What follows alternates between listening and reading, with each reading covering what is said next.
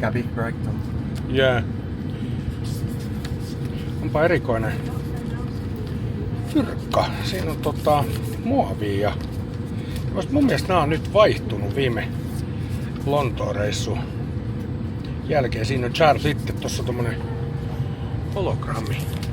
Muovia, niin kun tää on hyvä, jos jää taskuun ja pesukoneeseen, niin se on sit siinä. Ja kattokas, extra leg.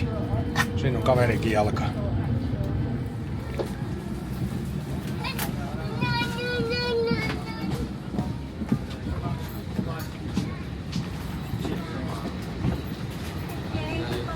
Thank you. Bye.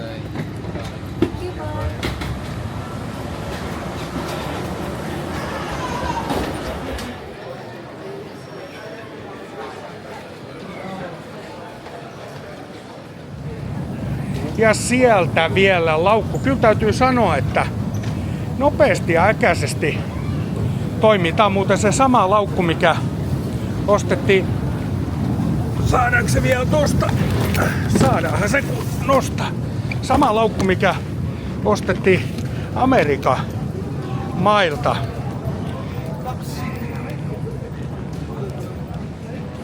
Tässähän on, kun tullaan Lontooseen, tai no Gatwickiinhän me tultiin, niin on rajamuodoisuudet, eli passin tarkastus. Se ilmoitti tuolla, että 35 minuuttia porukkaa on nimittäin niin mahdottomasti.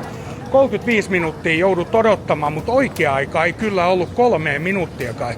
Tosi nopeasti ja hienosti hoituu. Nyt mennään vielä ei mitään tullattavaa osastolle. Ja äkäseen löytyi juna-asemakin. Nyt kun löydetään vielä liput jostain, niin päästään eteenpäin. Ja siitä 24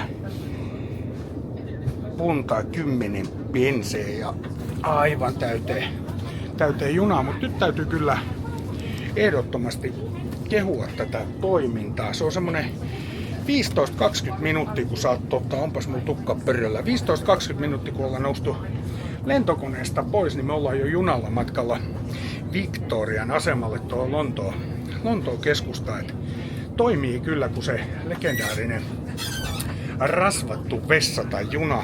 Sen verran huomasin tosta, että nykyään kun tullaan EUsta tai mistä nyt sitten tullaankin, niin Englanti keksi ottaa semmoisen kuin etämaksun. Se on 16 puntaa per nuppi, se on puoli vuotta aina kerrallaan voimassa. Ja mä ehdotin tätä jo 8 vuotta sitten Suomeen, että otettaisiin mekin, kun kaikki meitäkin niistää ja jyystää joka asiasta, kun tullaan lomailemaan, niin miksei meillä olisi sama. Englantiin tai Lontooseen, mihin nyt tänne vaan, niin täällä on miljoonia turisteja vuodessa, niin se on melkoinen penni, mikä tuommoisesta 16 punnastakin sitten tulee. Sitten täällä on kaikennäköiset kaupunkiverot ja kaikki muut verot, niin kyllä ne osaa niistä, mutta me ei kehdata. Mä tätä aikoinaan kysyinkin, kun mä olin kaupungin valtuutettuna, että eikö me voitaisiin jotain tämmöistä, ei. Ja mä kysyin, miksei? No kun ei sellaista ole ennenkään tehty. No, tästä nyt sitten junaillaan joka tapauksessa.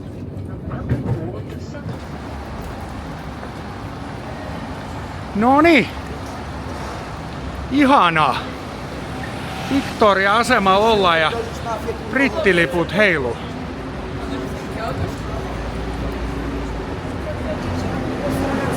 On vähän porukkaa. Täytyy kyllä sanoa, että kyllä toimii moitteettomasti tämä liikenne tähän asti ainakin. Nonni. Ja suoraan ytimeen tästä Victoria-asemalta ei pitkä matka ollut tänne. Ja tämähän on tietysti, no jollei nyt karhu edä Paddingtonin kotimaa ja kotikaupunki, niin kuninkaallista ainakin. Eli siinä se on Buckinghamin palatsia. Ai että on ylväs. John Sheffield-niminen äijä rakennutti ton vuonna 1703 itselleen. Se oli niinku tarkoitus hänellä tämmönen Lontoon koti. Hänellä oli kaikennäköisiä muitakin mestoja, mutta se oli nyt se oli hänen niinku pääpointtina. Kattokas kuinka paljon porukkaa. Ensimmäiset kuninkaalliset tuli tänne 1837 ja siitä saakka ne on sitten tää pyörinyt. Täällä on aina vahdin vaihto kello 11 vai oliko 11.30 jostain netistä. Mä luin siellä ne äijät kököttää on siinäkin muuten sitten oikein homma. Tästä nyt periaatteessa pitäisi nähdä, onko kuningatar paikalla vai ei, mutta mehän tiedetään, että kuningatar meni penaliin ja nyt Charles on ottanut sitten paikan. Ja kyllä se tarkoittaa, kun tuolla toi lippu heilu, että Charles on paikalla. Tietysti riitelee sen nuoremman poikas kanssa niin perkeleesti, niillä on ollut jos jonkunnäköistä vääntöä, mutta Charles siellä nyt chillailee ja pitää hauskaa. Jollei se olisi tää, niin se olisi varmaan siellä Windsorissa vai mikä se on. Mut siinä nyt on Buckinghamin palatsi kaikessa loistossa ja tältä näyttää ympäristö. Kattokaa nyt esimerkiksi patsasta tossa ihan viimeisen päälle. Kyllä se on nämä kuninkaalliset, niin en tiedä. Niistä aina puhutaan, että eiköhän se ole jo mennyttä aikaa ja paskaaksi sellaisia kuninkaallisia enää kestitä ja näin poispäin. Ovat muutenkin ryöstäneet kansanrahat, mutta on tässä semmoista omaa, sanoisiko jopa maalaisromanttista tunnelmaa. Todella jees kohde.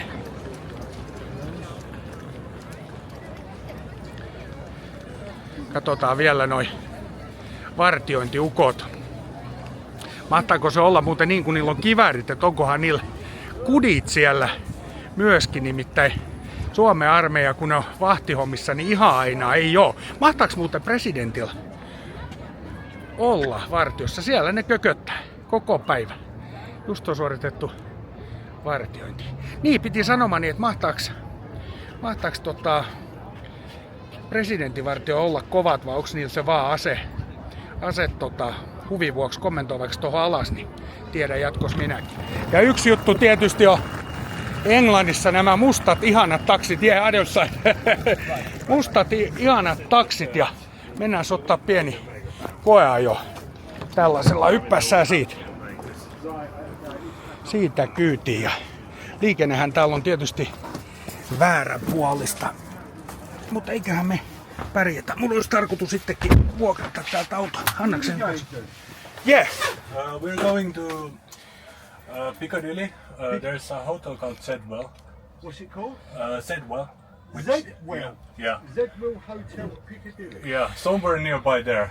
Okay, I'll find it for you. Yeah, great. Niin kuin kuulit, hän etsii meidän paikan. Sinne se jää nyt, Piccadilly Circus. Onpa täällä hyvät tilat, eikö se kato meidän laukku mahtuu tosiaan. Toinen laitetaan laukku taakse, mutta ei tarvii. Ei tarvii. Niin, kato, ei täällä ole itse asiassa paikkaa, mihin laitat laukun taakse. Se on sen verran pieni. Näähän on oikein semmonen niin perinteistä meininkiä kuin olla ja voi. Kyllä oli porukkaa paljon, mutta nyt on Buckinghamin palatsi nähty. Ai jaa, katos, tossa maksuautomaatti taksi, niin ei tarvi paljon kuljettajan kanssa ihmetellä. Sillä onkin tommoset suojat sattuneesta syystä. Joo, taksi otetaan lennosta aina vaan. Täällä ei varsinaisesti taksitolppi ole. Kättä ylös vaan ja sanoo stop. Oi pojat ja tytöt. Tää on se kuuluisa Piccadilly Circusen risteys ja toi on varmaan vielä kuuluisampi näyttötaulu nyt sitten. Tiesitkö te muuten, että Iso-Britannia on julistanut aikoinaan Suomelle sodan? Nämä kuuluisat valomainokset ja Lontoon liikennöidymien joukkoon kuuluva risteys on tehnyt Piccadilly Circusesta paikan, jossa lähes kaikki Lontoon kävijät ovat vierailleet ja miksipäs eivät olisi. Värikkäät valomainokset tuo aukiolle muusta kaupungista poikkeavan tunnelma, eli täällä ei muuten näin valtavia valotauluja oo. Tällaisia me kaivattaisiin ehkä Suomenkin, en tiedä saisiko sitten unta. Mulla on hotelli ihan tässä, kun ne valotälkkyy, hotelli ihan tässä vieressä, katsotaan se hotellihuone seuraavaksi, mutta tää on varmasti Lontoon kuuluisin risteys. Poliisei täällä on kyllä pilli päällä. Reippaami. No joo, mä ehtisin tossa sanoa, että on porukkaa paljon. Niin onkin, mutta ei sitä nyt niin mahdottomasti oo. Siinä on muuten kulku underground. Täällähän on legendaarinen Mind the Gap. Varo, että mene naamalles. Hard Rock Cafeta löytyy. Ja tossa on tosiaan toi Ziderion. On kyllä. Nyt voi sanoa, että on maailmanluokan meininkiä.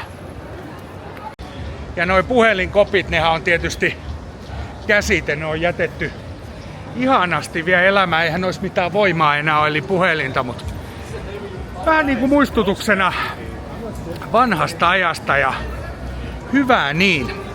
Englantihan oikein tihkuu kaikkea kulttuurihommaa ja kokemusta. Täällä on niinku uusi ja vanha ihanasti sekaisin ja siitä tulikin mieleen, että mitä sitä tänään söisi, alkaa olla pieni nälkä meinaa. Siitä vähän turistikampetta mukaan ja totta kai kun Lontoossa ollaan, niin tää ei olisi Lontoa, jollei täällä olisi myöskin Little Macau, kasino tossa vasemmalla. Mä en ole muuten varma toimiiks Macau enää, mä olen siellä joskus käynyt kyllä. Mutta tarkoitan suoraan edessä olevaa Little Chinatown. Enkä tiedä onko se nyt niin kauhean Littlekään, mutta Chinatown se on. Tästä aloitetaan heti Korean PPQ ja sen jälkeen siirrytään Chinatown Bakery ja tän näköistä meininki. Tää jos joku on sitten ihan viimeisempää hieno ilta-aikaa varsinkin, mutta kyllä täällä päivälläkin aikaa se saa menemään. Tietenkin table for this group of people, joo. Tietenkin kun tulee Lontooseen, niin ehkä kiinalainen ruoka. Ai se olisi brasilialaistakin. Kiinalainen ruoka ei nyt ehkä ole semmonen mitä välttämättä, mutta siitä huolimatta täällä me ollaan. Pitäisikö meidän testata joku kiinalainen vai katsotaanko me esimerkiksi näitä? Siinä olisi kaiken näköistä pientä kanaa ja ota tosta tommonen selkälippu eli siankylki tai miksi et ottais yhtä kappaleet ankkoja. Täällä on herra Songhe Lu, Waxing Ho ja Ding Dang Do. Kaikki on tää paikalla. Nuudelan pier, aiku tekis mieli pisseekin. Mehän tiedetään semmonen, että mun lempiolut on Bud Light ja sitä täältä saa kauhean kun suu oikein napsumaan. Mutta tää on ilman muuta semmonen, mihin tuutte tänne Chinatowniin, kun täällä olette.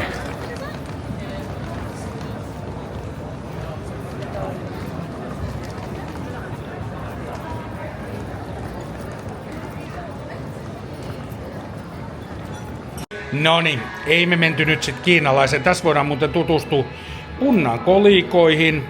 Toi on 50, kulmikas on 50 penseä ja toi oli sitten 10 penseä. Joo, mutta mä olisin tilannut fish and chips, mutta täällä oli nyt se tartar-kastike loppu ja en mä kyllä fish and chipsia ilman tartar-kastiketta syö.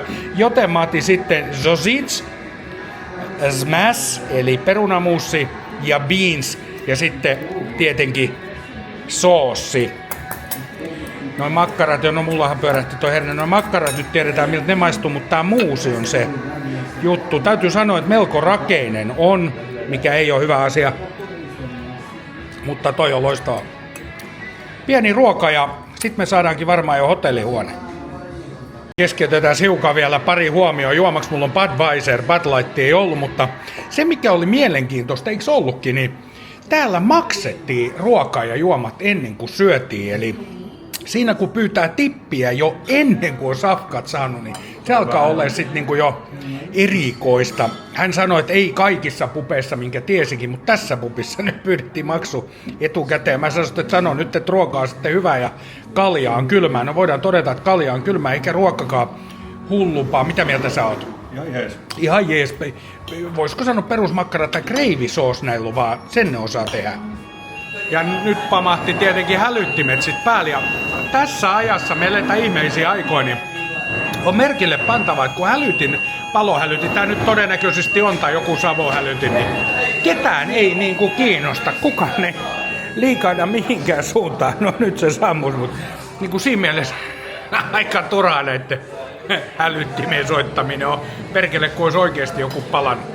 Se mitä tulee tähän brittikulttuuriin, pubikulttuuriin, no sehän on täällä vahvaa. Mä en tiedä, tunnetaanko britit nyt niin kauhean hyvin keittiöstä. On niin tietysti niitä Yorkshire pudding ja mikä se Wellingtonin pihvi ja gravy sauce ja tommosiin. Tää nyt oli tämmönen setti. No tää saa nyt ihme kierteen. Ensin on palohälytys ja sitten tää, kattokaas. Tää on tommonen kärpäsen kiinniotto tarra täällä vessassa ja se on kyllä kauhean näköinen. Joo, ja sitten vanha kunnon, mitäs täältä, joo, joo. Kukkuu.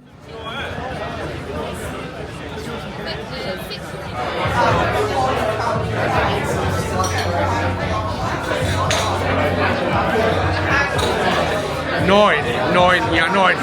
Hyi hitto, että hirvittää. Ei siis tää melu, mikä täällä on, vaan tää tunnelma. Palataanpa semmonen 150 vuotta ajassa taaksepäin tänne Whitechapelin alueelle. Vuonna 1888 tältä paikalta lähti 2 ihmistä 2 kuukauden sisään. Annie Chapman oli niistä ensimmäinen. Annie Chapmani tunnettiin, tai hänestä kerrottiin, että hän oli ahkera, selvinpäin. Hän oli virkkaaja ja sitten hän teki vielä aina taloudellisen tilanteen tasapainottamiseksi vähän prostituutiohommia. Niin tässä paikassa ja tässä tuolilla hän on ilmeisesti istunut ja hän oli viiltäjä Jackin toinen uhri. Tasan 2 kuukautta sen jälkeen tästä omasta parista lähti toinen nainen ja kohtalo oli myöskin sama. Tätä viiltäjä Jackin eli Jack the Ripperin tarinaa, tai häntä ei koskaan varmuudella saatu kiinni. Todennäköisesti se oli puolalainen vaana äijä, joka oli tänne tullut. Hänellä oli tuommoista pientä teurasta ja taustaa. Murhat ja rikokset nimittäin loppui siihen, kun tämä kyseinen äijä joutui hullujen huoneelle aikanaan. Siitä 60 vuotta, eli tuonne 1950-luvulle, kun pamautettiin, niin Crane legendaariset velikset, jos ette ole muuten nähnyt The Legends-leffaa, niin kattokaa ihmeessä, niin räjäytti tämän pupin taivaan tuuli, että tämä rakennettiin uudestaan, mutta edelleen täällä meininkiä vielä on. Mutta täällä se on tapahtunut. Hyi kauhea, tulee jotenkin oikein semmoset vanhat vipat, muuten hyvä meininki. Porukkaa on pirusteet. On tää suosittu. Oli Jack the Ripper sitten täällä ollut tai ei. Aikamoista. Ja tosta metelistä pois mä olen sanonut joskus, että espanjaisto pitää kovaa mökää, mutta kyllä se brititkin osaa, kun sille päälle sattuu. Siinä sitä on nyt sitten kappelia. Tosiaan 1800-luvun alussa niin tänne kaikenlaista sakkia änkes ja katsotaan vielä toi Ten Bells baari tosta ja tää toinen uhreista, sitä kutsuttiin Mary Jane Kellyksi tutkimuksessakin, mutta myöhemmin on selvinnyt, että hän oli sen nimen keksinyt, että siitä on aika vähän mitään tietoa saatavilla. Hän oli myöskin prostituitua. Ja hänet siis tapettiin marraskuun 9. päivänä 888 ja vielä kerran 8. Häntä kuvailtiin sitten taas sellaiseksi, että hän oli äärettömän hiljainen raittina, mutta piti todella kovaa meteliä kännissä. Tämä Whitechapelin alue on semmonen, että tänne ei yleensä turistit pääsääntöisesti tule, mutta meikäläinen tuli just ton takia. Mua on aina kiinnostanut toi viiltäjä Jackin tarina. En tiedä oikeastaan miksi. Hän oli tietysti ensimmäisiä, varsinkin tunnettuja tämmöisiä joukkomurhaajia ja siihen aikaan pitää muistaa, että tästä on 1,5 vuotta aikaa. Kaikki oli vähän erilainen kuin ne tänä päivänä on. Niin siitä kirjoitettiin siitä tarinasta, kun se lähti levimään, niin ihan joka puolella. Ja sitten loppujen lopuksi sitä murhamysteeriä lähetettiin ratkomaan myöskin Scotland Yardin porukkaa, mutta ei he siitä sen pidemmälle päässyt.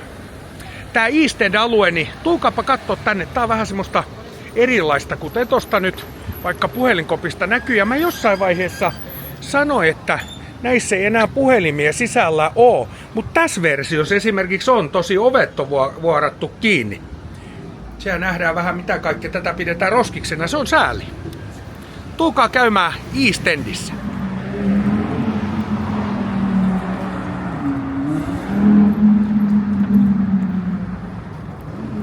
Joo, tää on yksi tietenkin isoimpia nähtävyyksiä. Tower Bridge täällä.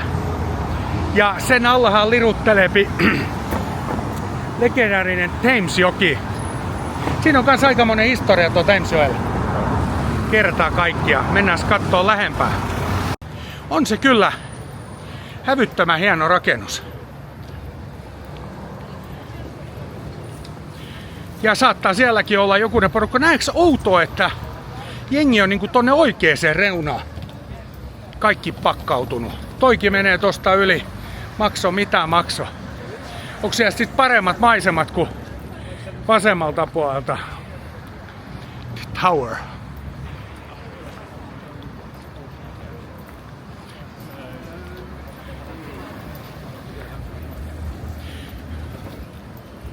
No, vaikka tätä porukkaa tässä on, niin sitä voisi olla kyllä paljon enemmänkin.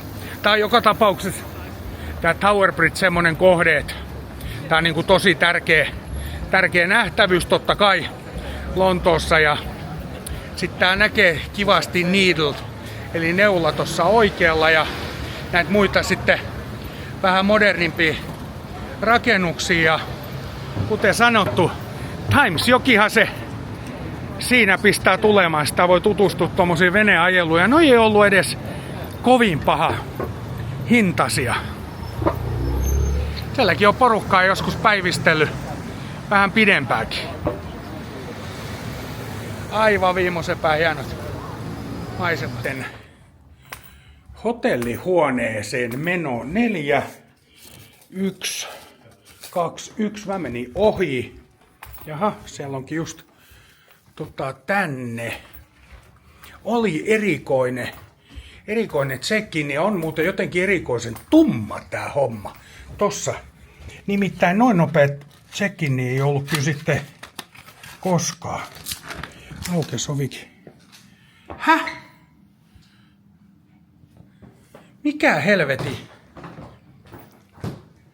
Tässä on niinku 4 kertaa valinnanvaraa sänkyjä. On tää sentään. Nyt alkoi jännittää, että onko vessa, mut on. Onko suihku, mut on. Aika